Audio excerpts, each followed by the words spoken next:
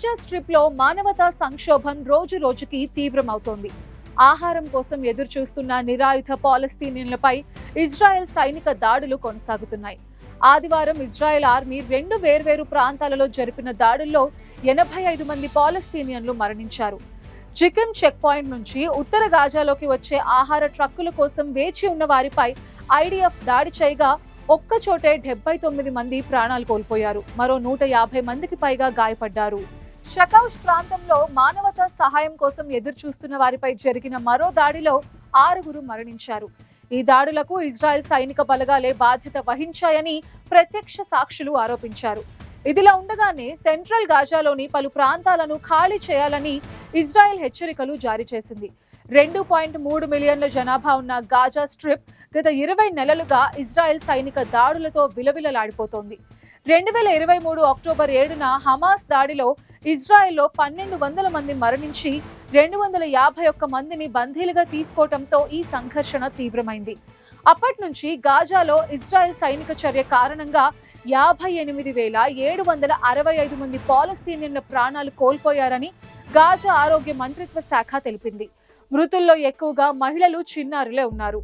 ఈ దాడులు గాజాలోని ఆర్థిక వ్యవస్థను, వ్యవసాయాన్ని, మౌలిక సదుపాయాలను నాశనం చేశాయి. దాదాపు 90% జనాభా నిరాశ్రయులుగా మారారు.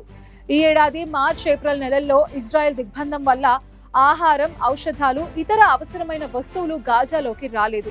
దీంతో ఆ ప్రాంతమంతా కరువుతో అల్లాడుతోంది. ఈ నేపథ్యంలోనే ఆదివారం జరిగిన దాడులు గాజాలోని మానవతా సంక్షోభాన్ని మరింత తీవ్రతరం చేశాయి.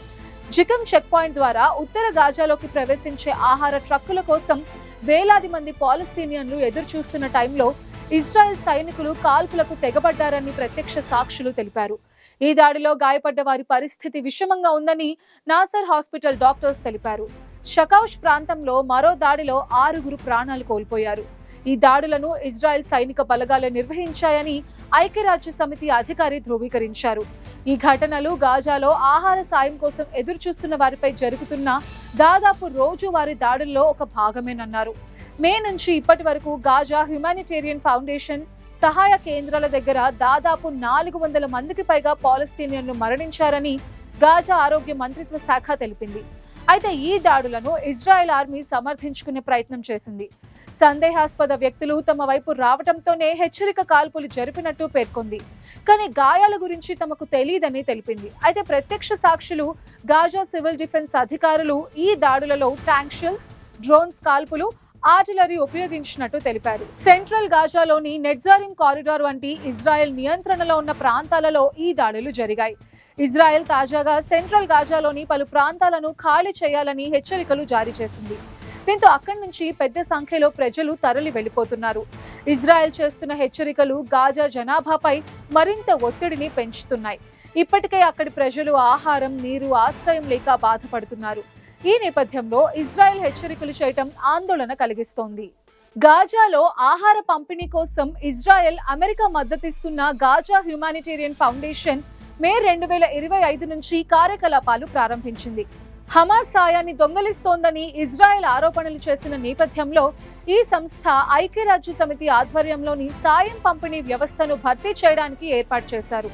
అయితే ఐక్యరాజ్య సమితి, ఇతర మానవతా సంస్థలు జీహెచ్ఎఫ్ వ్యవస్థను మానవతా సూత్రాలకు విరుద్ధమైనదిగా విమర్శించాయి. జీహెచ్ఎఫ్ సాయం పంపిణీ కేంద్రాలు ఇజ్రాయెల్ సైనిక నియంత్రణలో ఉన్న ప్రాంతాలలో ఉండటం వల్ల ఆహారం కోసం వచ్చే పాలస్తీనియన్లు సైనిక దాడులకు గురవుతున్నారు. ఈ కేంద్రాల వద్ద జరిగిన దాడులలో వందలాది మంది మరణించారని, వేలాది మంది గాయపడ్డారని గాజా అధికారులు తెలిపారు. ఐక్యరాజ్య సమితి ప్రధాన కార్యదర్శి ఆంటోనియో గుటెరెస్ ఈ దాడులను ఖండిస్తూ ఈ కేంద్రాలు మరణ ఉచ్చులుగా మారాయన్నారు.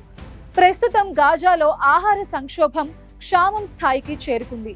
వరల్డ్ ఫుడ్ ప్రోగ్రామ్ గత 4 వారాలలో కేవలం 9,000 మెట్రిక్ టన్నుల ఆహారాన్ని మాత్రమే గాజాలోకి పంపగలిగింది. ఇది 2.1 మిలియన్ల జనాభా అవసరాలకు ఎక్కడా సరిపోవడం లేదు. ఇజ్రాయెల్ సైనిక ఆంక్షలు, రోడ్ల నాశనం, లూటీల వల్ల పంపిణీకి అడ్డంకి ఏర్పడుతోంది. ఐక్యరాజ్య సమితి ఏజెన్సీ అయిన UNRWA గాజా జనాభా కోసం తగినంత ఆహారం, ఔషధాలు ఈజిప్ట్ సరిహద్దులో ఉన్నాయని, కానీ ఇజ్రాయెల్ ఆంక్షల వల్ల అవి గాజాలోకి చేరటం లేదని తెలిపింది. ఈ దాడులను యుద్ధ నేరాలుగా ఐక్యరాజ్య సమితి high commissioner for human rights Volker Turk అభివర్ణించారు. సౌదీ అరేబియా, స్పెయిన్, దక్షిణాఫ్రికా, టర్కీ వంటి దేశాలు ఈ దాడులను మానవత్వానికి వ్యతిరేకమని మండిపడ్డాయి. ప్రస్తుతం గాజా ప్రజలు అనేక సవాళ్లను ఎదుర్కొంటున్నారు. ఆహార ధరలు 4000% పెరిగాయని, చాలా మంది రోజుల తరబడి ఆహారం లేకుండా ఉంటున్నారని UNRWA తెలిపింది. హాస్పిటల్స్ గాయపడిన వారితో నిండిపోయాయి.